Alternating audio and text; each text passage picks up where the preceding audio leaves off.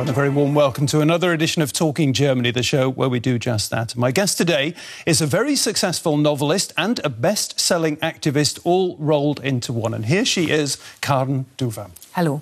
Thank you very, very much for joining us here today on Talking Germany. Now, Karen Duve began her career as a writer with a slew of very well-received novels that eloquently and often humorously probe the lives of people who don't really know how to live a life. More recently, she's adopted and, in a best-selling book, publicised the cause of eating ethically. So I, for one, am looking forward to hearing what Karen has to say about the following topics. Back road to success. For 13 years, Karen Duve was a taxi driver in Hamburg. Then came the breakthrough as a novelist. Today, she lives in the heart of the country. The price factor. Factory farming and the power of the supermarkets mean consumers get cheap meat. The animals, though, pay a terrible price. And rural exodus. Although many Germans dream of owning a house in the country, a growing number of rural communities are simply dying out.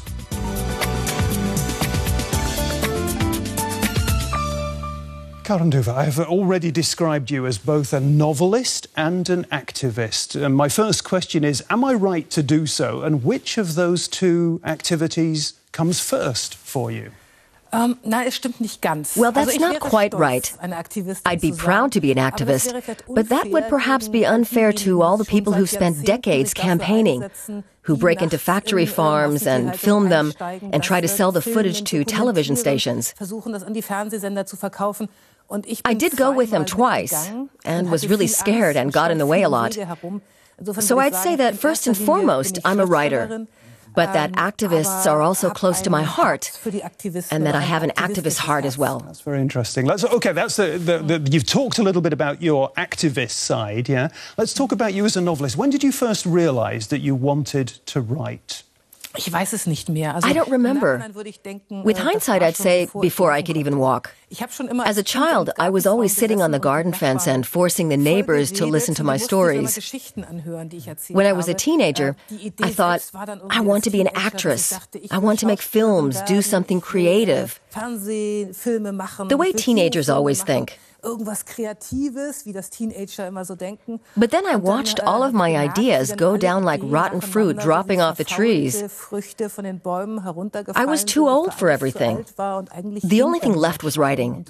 Then I realized it suited me. Oh, yeah. You've written a book that was very successful called This Is Not a Love Song. That book has been translated into English. Somebody did an interview with you about that book and said and asked you whether you had enjoyed writing it. And you had said, no, it was no fun at all. Yeah? Do you enjoy writing at all? It depends. The book had a lot to do with my past. And also dealt with unpleasant aspects, so it wasn't much fun. I always have to live and breathe these things. If I'm writing something somewhere where there are lots of slugs and where it often rains, I always run outside when it's raining heavily, so I can experience each and every situation over and over again. I have to relive everything when I'm writing about it. If it's a state like being in love, then writing is fun. Or it can be a state of total concentration, where you notice that, although the situation is unpleasant, you still come up with an apt way of describing it. That's fun too. But there are lots of times when you don't know what to do next, and you're stuck with a nasty theme, and that's pure hell. I always say the idea is basically heaven, and its execution is really hell.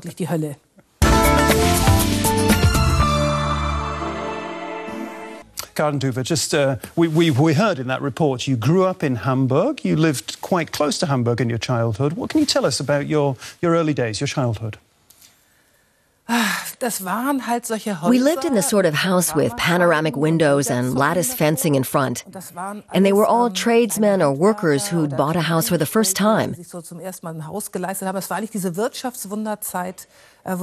wasn't the era of the economic miracle, though, when everyone was striving to get a bit more out of life. As a child, I didn't find it easy. I was always a difficult sort of child, who cried a lot and who got upset over every little thing. Did you want to get away? Yes, I ran off a lot. I even ran away from home. I used to watch a lot of adventure films. And then I was relatively old, about 15, and I thought, now I have to have an adventure, and I just have to run away from home. It was terrible. My poor parents, they didn't have it easy with me. Did you ever properly run away? Did you ever pack a bag and run away? Ja, genau. And how long were you away for? 2 weeks, I think. Oh, your parents must have been terrified. Yes, it was awful. I'm really sorry. Mom and Dad, I'll never do it again.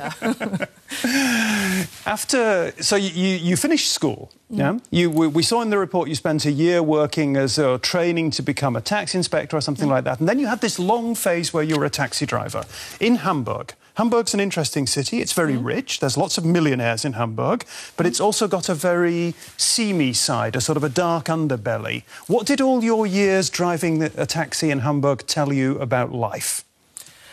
It didn't actually tell me that much about life, but it did teach me about the relationships between people and service providers. Taxi drivers, for instance, always say, no one can tell me anything, I know everything, I've seen it all.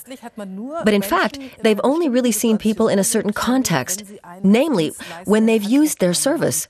Unfortunately, that's when most people behave terribly, and that's one thing I learned. I also registered how important status is to people, because you constantly experience the same things with different people. That's why I started noticing things. For example, how a broken figure sleeping under a bridge tries to impress me by saying that he's got a Mercedes parked somewhere else. Or how other people maybe try a much more subtle approach. I can see how everyone tries to keep up appearances, even in front of people they don't know. I want to pick up on the theme of people behaving badly, because I've spent the last couple of days in the world of your novels. There aren't very many nice people in your novels. Do you know nice people? I didn't meet any driving taxis. I know a lot of nice people. Some of my best friends are nice people. You know nice people. Yeah, good. I'm relieved, yeah? I think being a taxi driver had a great influence on the rest of my life. It's a place where your love for your fellow man wears thin. OK, let's just talk quickly about one other theme in your novels. One theme that came to mind was women and food. Those two things together. Yeah. Yeah? Why? Why does that play such a prominent role in your novels? I don't know. OK, woman is clear. I am one. Of course, I noticed the injustices. I grew up in the 1970s. I used to get annoyed when letters came to our house for Frau Joachim Duve, even though I was only 6. Suddenly, women can't learn a trade because their thumbs are too short, or can't drive a bus because they can't go 4 hours without having to use the toilet. What nonsense! That has always annoyed me.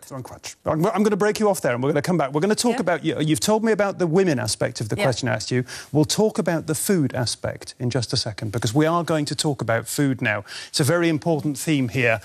Industrial-style farming practices guarantee that consumers get what they want, at least what they apparently say they want, that is cheap food. But all too often, the animals themselves, they pay a shocking price. That's something that our guest today is very concerned about, both in the factory farms and, as we see now in some of the disturbing footage we're going to show you, in the slaughterhouses. The conditions are not good. Veterinarian Klaus Trüger knows almost every slaughterhouse in Germany. He works for the German Nutrition and Food Research Organization, the Max Rubner Institute. If we wanted to rate animal welfare along the entire meat production chain, beginning with farming and going on to transport and slaughter, I'd say the greatest deficit would be found during slaughter. The Mannheim Meat Supply Center is a model slaughterhouse. The animals are first anesthetized with carbon dioxide. Once they're unconscious, they can't feel any pain. On the assembly line, they're first bled and then killed, but only 180 pigs an hour are slaughtered this way. In some places, over 1,500 pigs are slaughtered an hour. So, as you can imagine, that doesn't leave much time to slaughter humanely.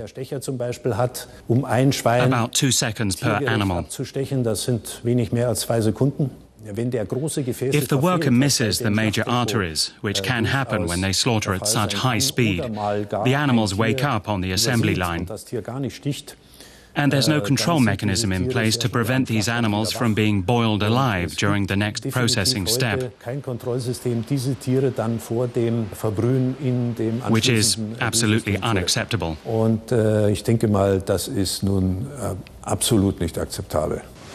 Based on his own investigations, Klaus Trüger estimates up to 1% of slaughtered pigs aren't killed until the boiling. That means over 500,000 pigs are slaughtered inhumanely in Germany each year. Cattle don't fare any better. They're first stunned using a bolt gun. But when the stunner is trying to hit a brain the size of an orange, they're likely to miss. That happens to some 200,000 cattle a year. Some of these animals continue on through the assembly line where they're dismembered. In these kind of operations, the animals are no longer seen as living creatures. After what they see on the job each day, the workers become numb to it all. And the public, the consumers, aren't aware of what's going on, so there's no pressure for change.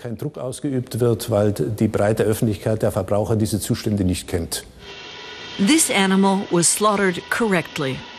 To make sure that always happens, the regulations could require the animal's head to be immobilized to make sure the bolt gun doesn't miss. And they could also require an automatic check to make sure the animals are dead before the boiling stage. But they don't. And as long as consumers make price their top priority, that's not likely to change. We had an interesting discussion when we were preparing the programme about whether we should warn people about the images you see in that report, because they are very disturbing. And the fact of the matter is that people don't want to see that kind of thing because they want to eat their meat, but they want to stay in their comfort zone. They want to feel as though it's OK to eat meat. What do you say? Yes, but regardless of how far away it is or how thick the walls are, we are directly involved when we buy this sort of meat from the supermarket. And how bad is it? How bad is it? Is it in the slaughterhouses? How bad is it in the chicken factories? It's a crime. It's a crime against the animals, often against the people who work there, and against the environment. And you're a campaigner. We've talked about you being an activist and a campaigner. What are you campaigning for? Once we've established that there's a lot that is wrong here, what do you want to change, that can change? I try to get through to people, to consumers, and say, at least don't eat any more of this supermarket meat. You're party to a crime. What else should happen before they finally stop eating it? They should eat less, more sensibly. Think about it. Find out how it's produced. That's important. Mm. But it's very easy for... I know a lot of people say to you, well, it's very easy for you to say this because you're a middle-class author who has a middle-class income. But as we've seen, this meat isn't cheap. It's just that other people pay the price.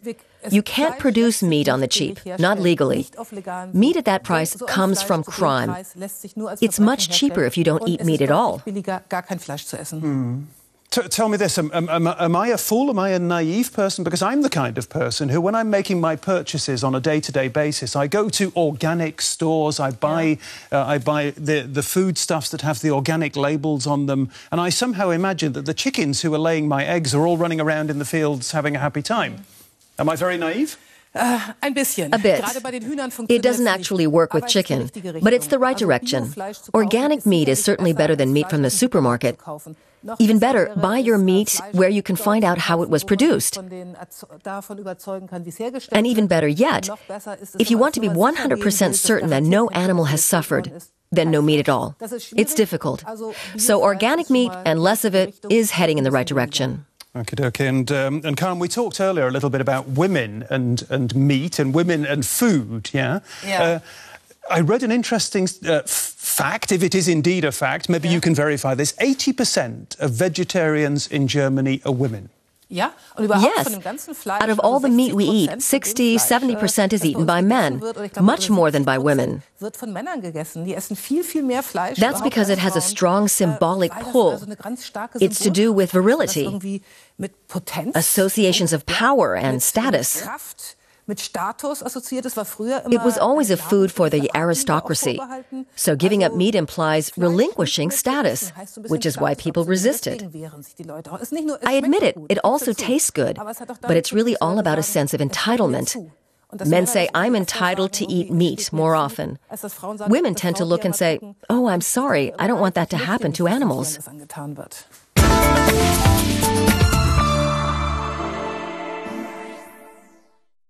Well, Karen, I am a typical middle-class city dweller, and I know lots of people who have left Berlin and gone to live in settings like the one we've just seen in that report. But you are telling me that the village you live in, which is, what, 60 kilometres from Berlin? Yes, about. Yeah, more or less, yeah, is very different from what we've just been seeing. Tell us a little bit about the village that you know. Yes, well, the villagers have lived there for ages. And it's gradually graying as young people leave to find work. There aren't any jobs there.